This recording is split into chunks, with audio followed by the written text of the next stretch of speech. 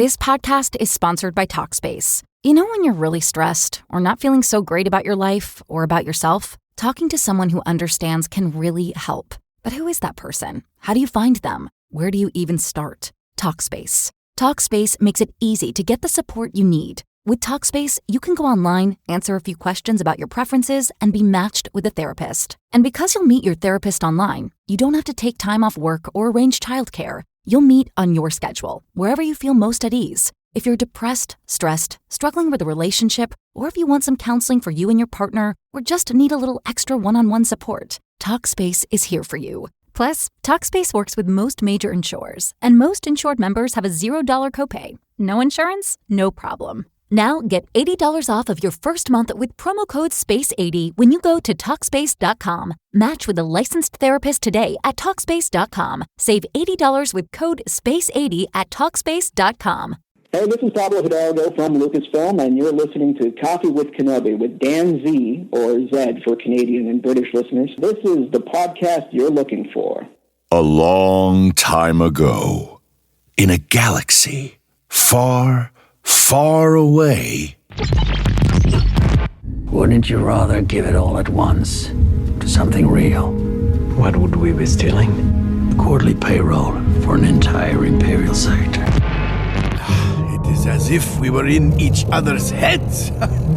We only just met, and we already make a remarkable team. Passengers, may I have your attention, please? It is time to disembark. This is James Arnold Taylor, and you're listening to Coffee with Kenobi. I have a good feeling about this. Hello, friends, and welcome to Coffee with Kenobi. I am your host, Dan Zehr, delighted to have a Star Wars conversation with you. Since May 2013, I've been committed to creating a positive, family-friendly, spoiler-free place for our Star Wars community. Imagine walking into your favorite coffee shop and joining a lively discussion about Star Wars films, Disney Plus live action, animation, books, comics, collectibles, or Star Wars experiences at the Disney theme parks. I want to bring that sense of community to this podcast, my website, special events, live video experiences, email newsletter, and more.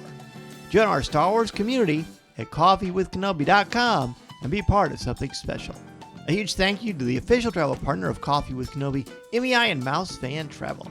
Check out coffeewithkenobi.com/mousefantravel for a no-cost, no-obligation quote, and let them know Coffee with Kenobi and Dan Zehr sent you. On today's show, Tom Hoeler, the editorial director of fiction and special projects for Random House Worlds, is here to talk with me about the world of editing, prose, and all things in the umbrella of the Star Wars universe. If you like books, if you like Star Wars, you have come to the right place. So pull up a chair, grab your favorite coffee mug, and have some coffee with Kenobi.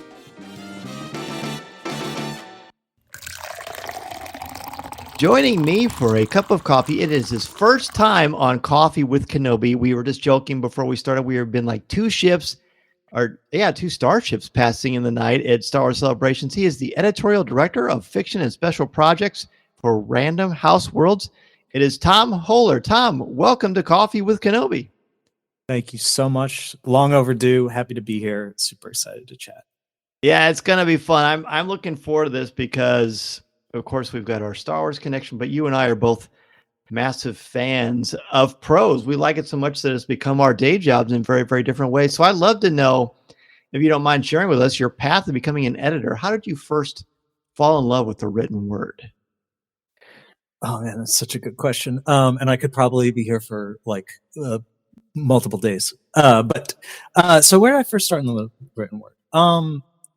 I have always loved reading. My parents, I grew up, like bedtime, my mom reading to me, my dad reading me, somebody, some relative, if they were visiting, reading me. So definitely the idea of storytelling through the written word, like just a huge part of being a kid.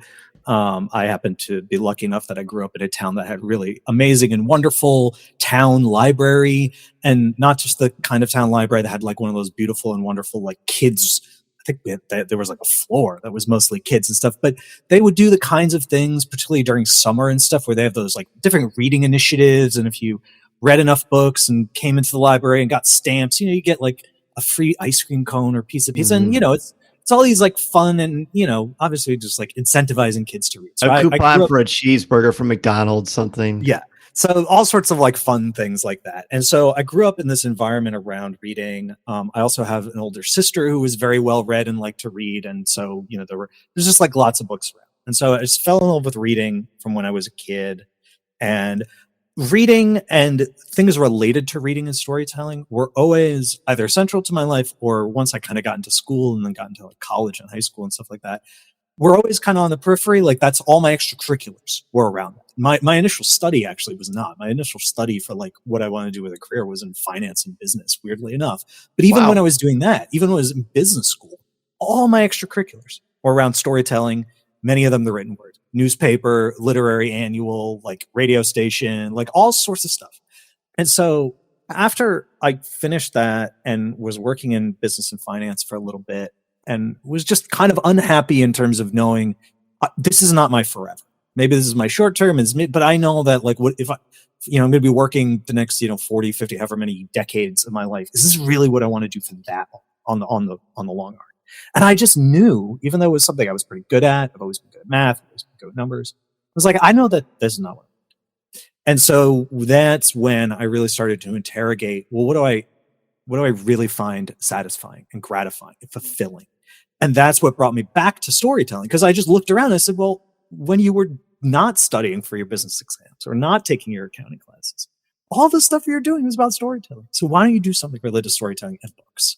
And that's what led me to wanting to pursue being in books and wanting to do it from as an editor, not merely someone who worked at a publisher, but was working on the stories and being a storyteller alongside the writers and helping them facilitate that. See, oh wow, we really could go a lot of places with that. Do you remember? Of course you do. I know I certainly remember. And we'll keep the Star Wars part of it separate for now. But what were those first books when you thought, I can't get enough of this? For me, it was like the Lloyd Alexander books, with like the Black Cauldron and those like that. And of course, The Hobbit was so transcendent for me. What were some of those books that really drew you in? I think, well, one first set, I mean, like big long series were always really interesting because I would devour books pretty quickly. That having kind of always having more within a particular series was always really good for you. So like when I was a kid, like Goosebumps, because I'm a child of the 90s, so all those Goosebumps books. And the great thing would be like they would come out in these batches, or maybe they didn't come out in batches, but at least that's my memory, right? That they all released, like 12 at a time or whatever. And everyone was the same, because I had that same logo, but a different cover, an entirely different story, and a different color of the Goosebumps logo. So Goosebumps, the Hardy Boys were huge. I think when I was a kid, when I was gifted like 20 or 30 Hardy Boys novels, which, were old even when I was a kid, but like for whatever, very digestible, and just devoured all of them. And then obviously The Hobbit and The Lord of the Rings was one of those moments of many, but one of those moments I can distinctly remember, like reading a book and be like, I didn't know you were allowed to do that. I didn't know you were allowed to tell a story like that. I didn't know you were allowed to write like that, and I didn't know you were allowed to write like that about magic and dragons and elves and orcs and things, right? I did not realize anyone was allowed to do that. And that was really transformative. And then, stuff like Tom Clancy books. I was always one of those kids who was trying to read and grab books that were like definitely a little bit above my reading level, but also like definitely above kind of like my grade level. So I was like, I'd visit my grandfather and like see his bookshelf, like pull out like Clive Cussler and like Tom Clancy novels. Like I think when I was in 5th grade, I tried to read War and Peace. Like, and I got like 3 chapters into it and then just got very bored because it was just about stuff going on in like a Russian ballroom that I didn't really understand. But I was kind of always doing that. And because of that, I think I was really always pushing myself, and thus always discovering these like amazing new things about reading and writing that at the time I might not have really been totally ready for, but I was just kind of, everything then always felt new and different because I just kept grabbing for stuff that was like just beyond where I was, but they were where I wanted to be. And I was just like fascinated by all. Yes, we very much could have been separated at birth. I think and I remember like it was comic books, and where I started to fall in love with story and character development, and the books we're talking about. But of course, there's this galaxy far, far away, so we might as well transition to it. I would love to know about your history with Star Wars. This is a question, unsurprisingly, I get asked a lot, and is actually a little difficult for me to answer because I can't really remember the like first moments that I experienced Star Wars. Sure. So again, I was born in the late 80s, so I'm largely a child of the 90s. So certainly, like, I can remember going to the theater to see the original trilogy special editions when they were re-released, and that I know was the first time I ever saw those films on a big screen. But I know that's not the first time I saw Star Wars, but I don't actually remember when that was. And like, I can remember us having Star Wars on VHS at home, but I remember that at one point we moved and we've lost episodes 4 and 5. So for a while, the only Star Wars movie I had access to was Return of the Jedi. And so that's definitely the one I've seen the most because that's all we could do is just watch Return of the Jedi over and over because something happened to the others in the movie. But I don't remember I literally don't remember my first interactions with Star Wars.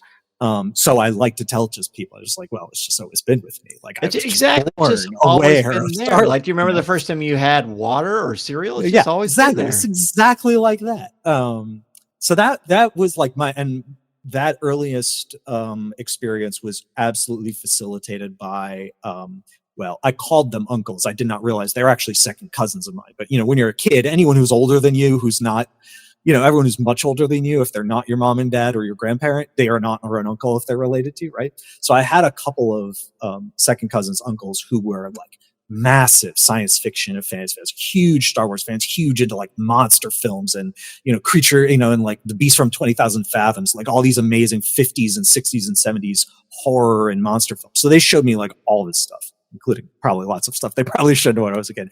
But they were the ones who I think didn't necessarily show me Star Wars for the first time, but really instilled a deep sense, even as a kid, of Star Wars as this like unbelievably just mythic and incredible thing. Because they would tell me their own stories, even when I was a kid, of like camping out in the 70s and the 80s to go see Star Wars when it was first coming out, and walking out of the theater on opening night of The Empire Strikes Back, and people just wandering out almost like zombies, not wanting to say anything, but also not quite realizing like if what they saw had actually just happened, right? Between Luke and Vader.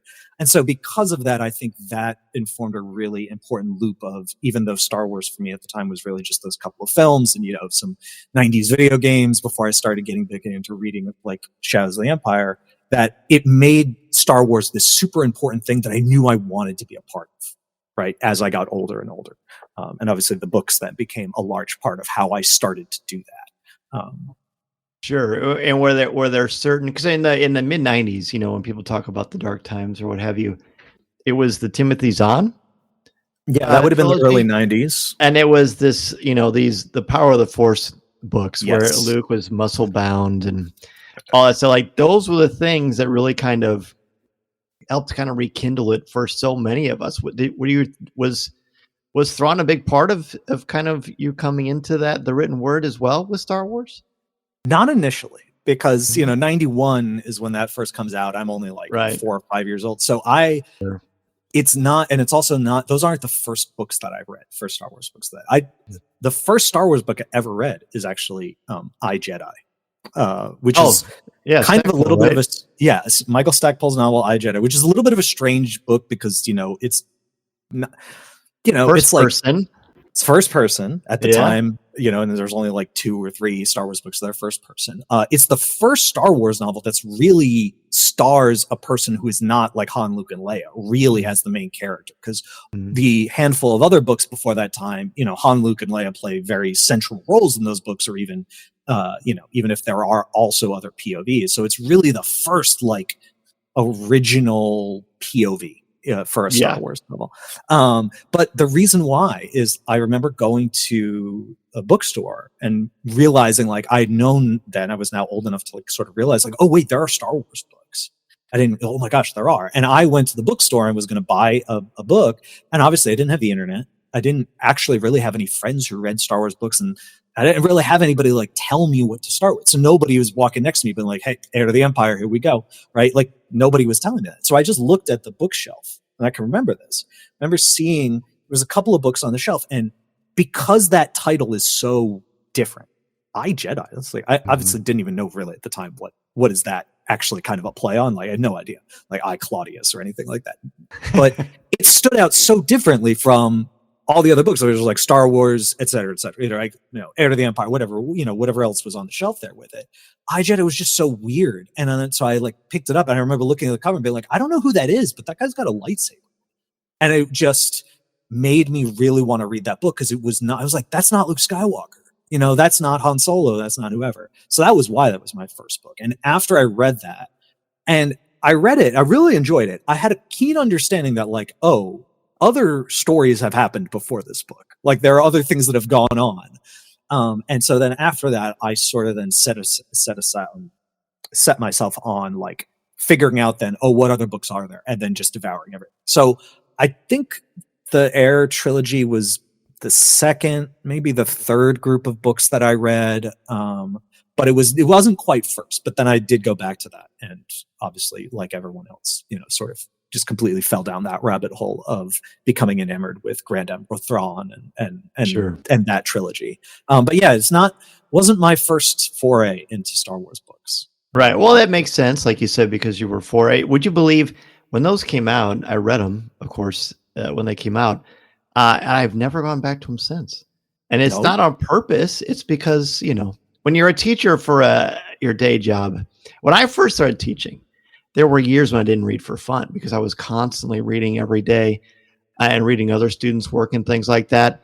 And the reason I bring that up is because you, of course, you're an editor.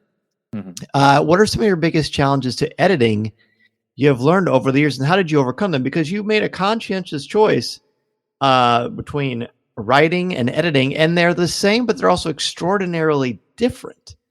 What opened up that path for you? Because it really is, and this is just me being selfish, because I just like hearing these kind of things. I love talking to writers about the craft. It's because I know I'm not a writer. Interesting. I picked editing or writing because I know I'm not a writer. I'm not a good. So I've never in anything that I've written, whether it was expository, I have tried writing some short stories, writing some poetry and stuff like that. I've never finished something and then been satisfied with it. And more importantly than that, because obviously plenty of writers, talk to any writers, they'll be like, no, I never found satisfaction, fulfillment, gratification, or fun in the process or even in like the overall outcome. Which, as rigorous as writing is, and obviously writing isn't always fun for plenty of people, and plenty of people who are writers will tell you how not fun writing is. There was never any moment as the writer where I even felt like satisfaction or gratification or really fulfillment. And I just am like, I know I'm not a good writer. And I'm okay with that. It's fine. It doesn't bother me. I know I'm not a good writer. And I don't have the instincts for it. And I don't really have the desire to do it.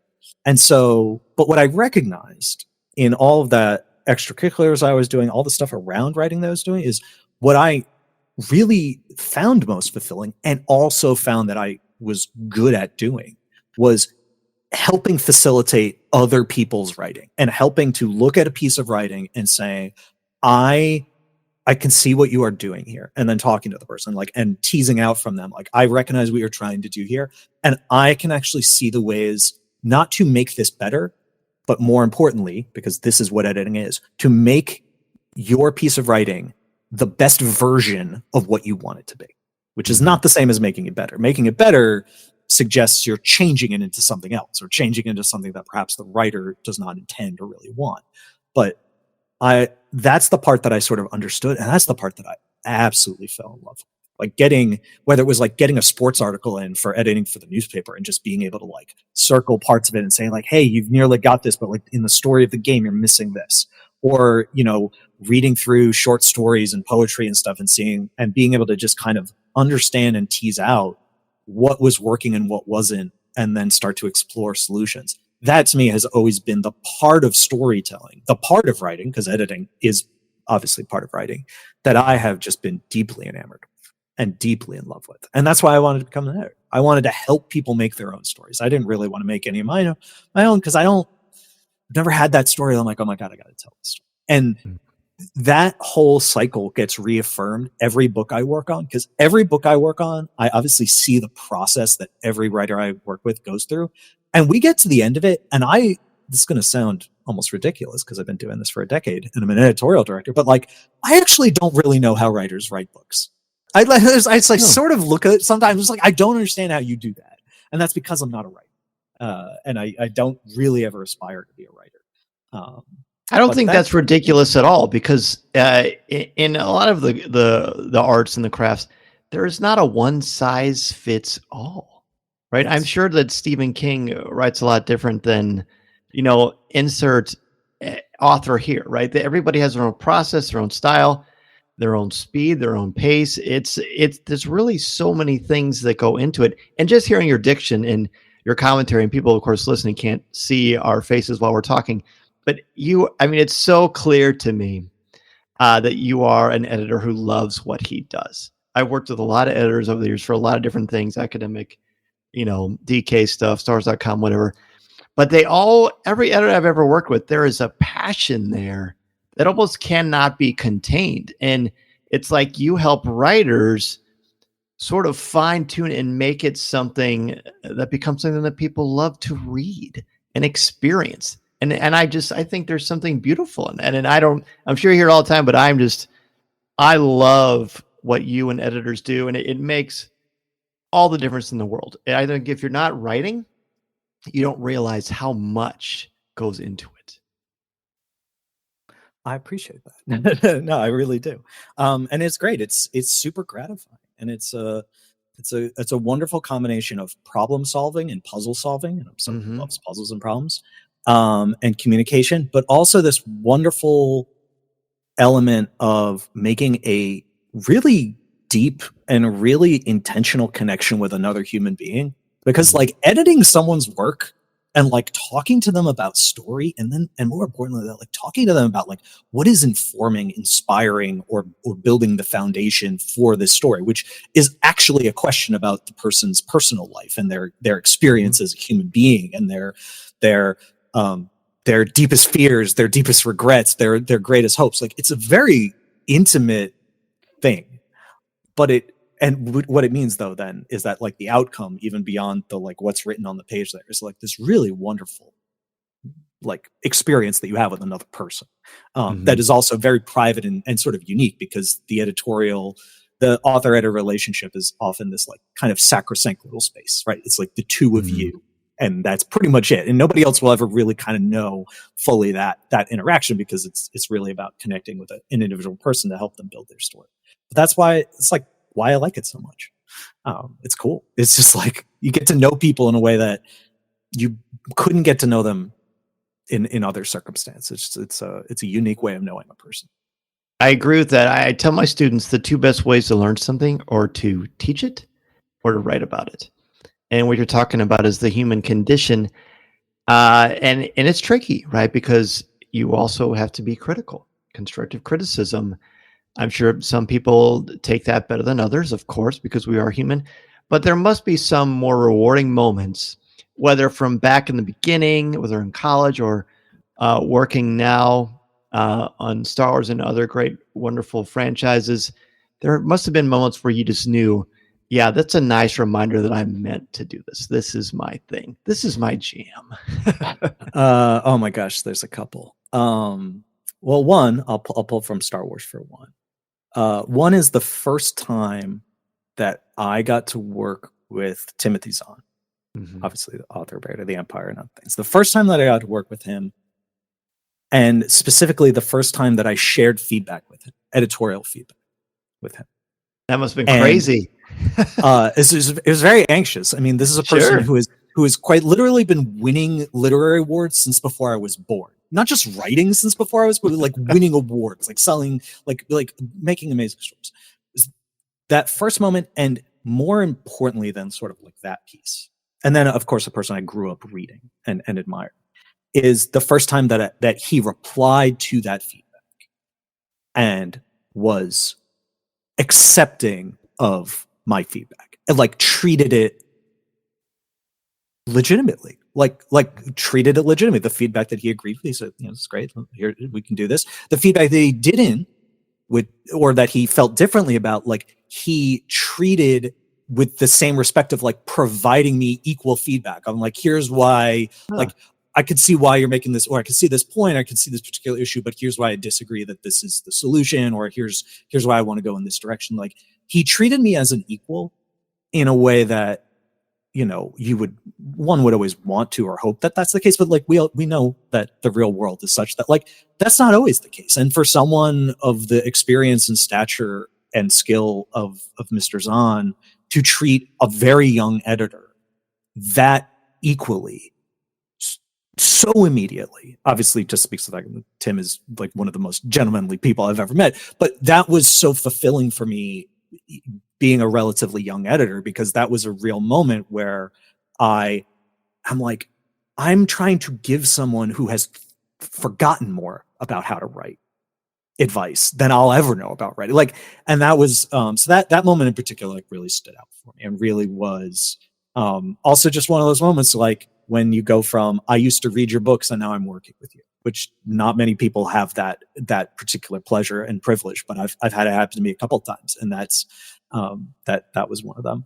I think also the first time that I went to, like one of the conventions, like a New York Comic-Con, a Star Wars Celebration, and got to experience this sort of overwhelming emotional connectivity that people make with stories, and coming up to our booth and talking, just people for days on end, for a whole long weekend, for 4 or 5 days, however long shows go, seems like forever sometimes. They're just like individual stories that people have about, like, I read this and this story meant so much to me because I'm going through X in my life, and this helped me recognize this thing or helped me work through this thing. Or like, I read these books now because my dad read them and he gave the old ones to me, and I read them now because of him, and he's gone now, or, some connection to the rest of life. Or even the people come up and say, I'm literate. Like, these are the first books that I ever learned really to read. I learned how to read by reading Star Wars books, by reading, books for, pick an author or brand. And even if those are books that were written, 10, 20 years before I was around, being connected to that particular legacy, being a custodian of that responsibility, was one of those things. It's just like, man, I knew I loved reading and I love storytelling in my own right, but like really then being able to feel like a larger connectivity to a reading community, and understanding that I get to help facilitate something like that, made it all the more kind of exciting, a little anxiety building, because obviously you want to do well by all of those people, Sure. But also just made it feel all the more satisfying that like that decision was correct, and that again the work was as gratifying as I wanted it to be when I made that decision the number of years ago. Yeah. Do you have a fun story working with John Jackson Miller on the Batman stuff? Because when I was reading that one, the first one, obviously the second one is not out yet, but it's for some reason I just pictured in my brain the two of you. John was the first guest actually that was ever on Coffee with Kenobi when Kenobi came out, and I just pictured you guys just having fun talking about that wonderful movie, and then bringing that character to life. It's a very unique thing. I know it's kind of a tangent, but that must have been pretty cool in its own way. No, I love this. And there is actually a Star Wars connection to this question too. So to bring everyone up to speed, so John Jackson Miller and I were working on a Star Wars novel, The Living Force, which came out last year. And in the middle of working on that, in the middle of developing that, we got the opportunity to actually then do a couple of Batman books, and the first book became, which came out in October, called Batman Resurrection, a sort of like direct sequel to Tim Burton and Michael Keaton's Batman '89. So in the middle of working on Star Wars, I sent John a separate email. I was just like, hey, I know we're doing the Star Wars thing. It's going great. We're like in the middle of drafts and like passing feedback back and forth. I was like, and I know this is kind of wild because this is going to be asking you to essentially work on two things at the same time with me, but do you want to do a Batman book? And John was like, and I was like, do you want to do Tim Burton? Like, you want Michael Keaton Batman? John was so excited to do that we immediately I think we had just sent off a draft to we had just sent off a draft, and so we had a couple of weeks to shift over to Batman before we had to shift back to Star Wars. And that's basically what we ended up doing as both projects spun up is, we just started firing emails back and forth to each other, probably like half a dozen to a 10 a day, that was just talking about what Batman meant to us. Just talking about Batman. It was the first time we saw a Batman movie, first time we saw the Burton film, this and that about the animated series, me waxing poetic for thousands of words about how Alfred Pennyworth is the greatest character in comics, like just back and forth, honestly, thousands upon thousands of words just about Batman that really had nothing to do with anything else. But it was really just about like the two of us coming in sync about our understanding of this character, what that character means to us, for what reasons, the parts of that character that resonate with each of us. And so that was so fun. And then even just throughout the building of that first book, because that book is really meant to be grounded in the 80s. Obviously it's an arch version of the 80s.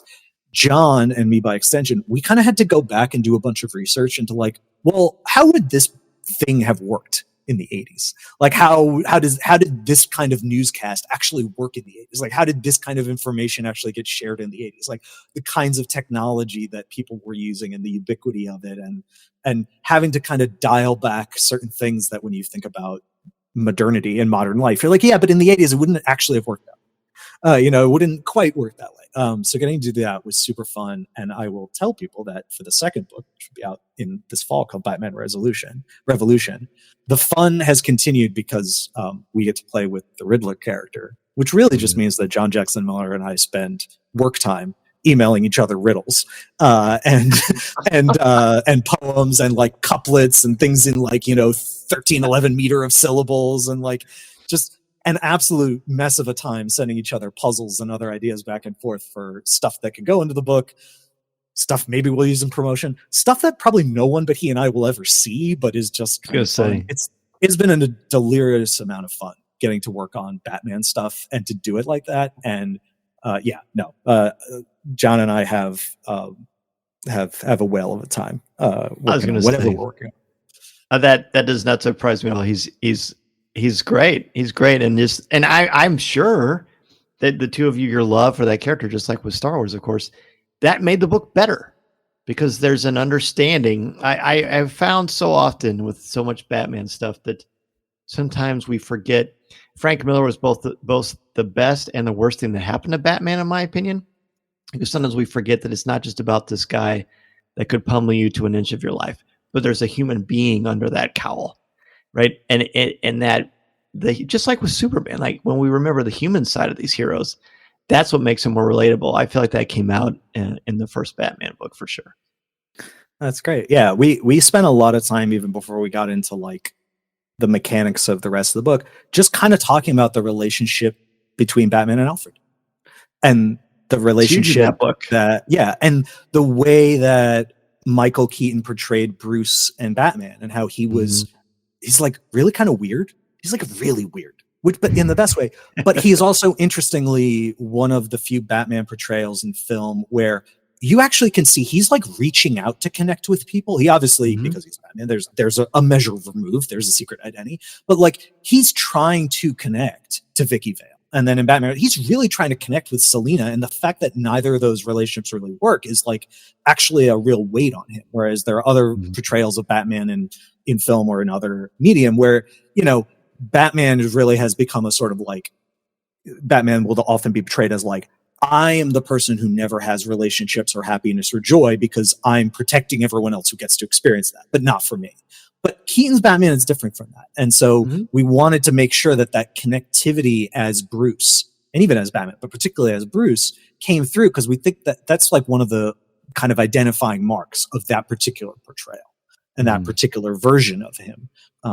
And it's all centered around that relationship that he has with Alfred, For sure. Listening to Coffee with Kenobi, you are, with Dan Z, the podcast you're looking for. This is...